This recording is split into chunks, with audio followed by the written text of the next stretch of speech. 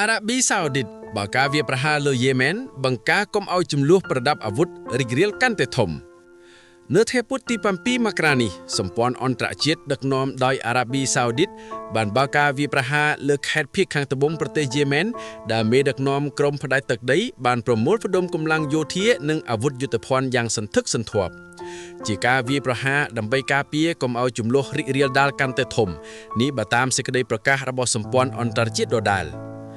សម្ព័ន្ធអន្តរជាតិដឹកនាំដោយអារ៉ាប៊ីសាអូឌីតបានប្រកាសបើកការវាយប្រហារជាកិច្ចការពារលើក្រុមឧដនាមផ្ដាច់ទឹកដីនិយមនៅភាគខាងត្បូងប្រទេសយេម៉ែនត្រង់ខេត្តដាល់ដើម្បីរារាំងកុំឲ្យក្រុមនេះពង្រីកសកម្មភាពនិងបង្កជម្លោះកាន់តែធំ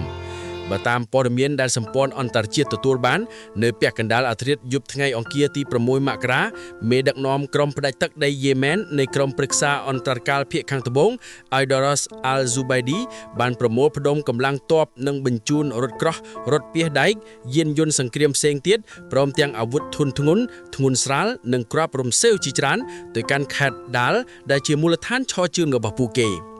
ការចែកចាយអាវុធយុទ្ធភ័ណ្ឌធ្វើឡើងក្នុងបំណងបង្កអំពើវិបលាស់នៅក្រុងអាដែនរដ្ឋធានីបណ្ដោះអាសន្នរបស់យេម៉ែននារយៈពេលប្រមាណម៉ោងខាងមុខនេះបើតាមសេចក្តីថ្លែងការណ៍របស់សម្ព័ន្ធអន្តរជាតិដដែលជាងនេះទៅទៀតប្រមុខក្រុមប្រឹក្សាអន្តរកាលភាគខាងត្បូងយេម៉ែនដឹកនាំដោយ Al-Zubaidi ដែលគាំទ្រដោយអេមីរ៉ាតអារ៉ាប់រួមបានរត់គេចខ្លួនបាត់និងមិនឡើងយន្តហោះទៅទីក្រុងរីយ៉ាតដោយការគ្រោងទុកដើម្បីចូលរួមចរចាជាមួយក្រុមផ្សេងនៃរដ្ឋាភិបាលជំរុងយេម៉ែននៅថ្ងៃពុធទី7មករានេះទេសូមបញ្ជាក់ថាក្រុមប្រឹក្សាអន្តរកាលភាគខាងត្បូងយេម៉ែនក៏ជាសមាជិករដ្ឋាភិបាលយេម៉ែនដែរតែលោក Aidaros Al-Zubaidi មានគំនិតចង់បង្កើតរដ្ឋថ្មីមួយនៅភាគខាងត្បូងនៃប្រទេសយេម៉ែនដែលធ្លាប់ជាសាធារណរដ្ឋឯករាជ្យនៅរវាងពីឆ្នាំ1967ដល់ឆ្នាំ1990និងបានប្រែកម្លាំងក្រសោបដឹកនាំដែនដីយេម៉ែនមួយភាគច្រើនកាលពីដើមខែធ្នូឆ្នាំ2025តែដោយមានជំនួយពីសម្ព័ន្ធអន្តរជាតិសមាជិករដ្ឋាភិបាលមួយក្រុមទៀតគាំទ្រដោយអារ៉ាប៊ីសាអូឌីតបានវាយបកដណ្ដើមយកដែនដីនោះវិញហើយដូច្នេះហើយបានជាអារ៉ាប៊ីសាអូឌីតស្នើឲ្យភាគីបឹកឌីពឹកយេម៉ែនទាំងពីរចូលតុចរចាដើម្បីបញ្ឈប់ការប្រយុទ្ធគ្នា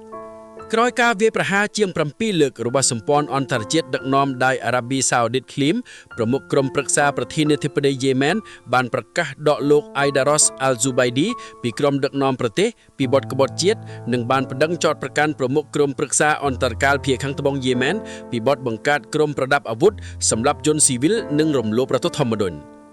យេម៉ែនលងនងសង្គ្រាមតាំងពីពួកឧដមហ៊ូធីគាំទ្រដោយអ៊ីរ៉ង់ចូលគ្រងរងរដ្ឋធានីសាណានិងដែនដីមួយភាគច្រើនទៀតនៅឆ្នាំ2014មួយឆ្នាំក្រោយសង្គ្រាមបានជំរុញឲ្យមានអន្តរាគមន៍អន្តរជាតិតាមរយៈសម្ព័ន្ធអន្តរជាតិដឹកនាំដោយអារ៉ាប៊ីសាអូឌីតដើម្បីគាំទ្ររដ្ឋាភិបាលយេម៉ែនប្រឆាំងនឹងពួកហ៊ូធី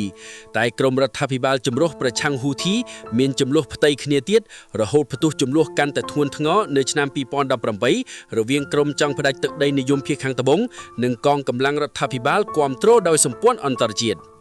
ចុងក្រោយសម្ព័ន្ធអន្តរជាតិដឹកនាំដោយអារ៉ាប៊ីសាអូឌីតបានវាយប្រហារជាកិច្ចការពារលើក្រុមឧដនាមផ្ដាច់ទឹកដីនិយមនៅភាគខាងត្បូងប្រទេសយេម៉ែនត្រង់ខេត្តដាល់ដើម្បីរារាំងកុំឲ្យក្រុមនេះពង្រីកសកម្មភាពនិងបង្កជម្លោះកាន់តែធំ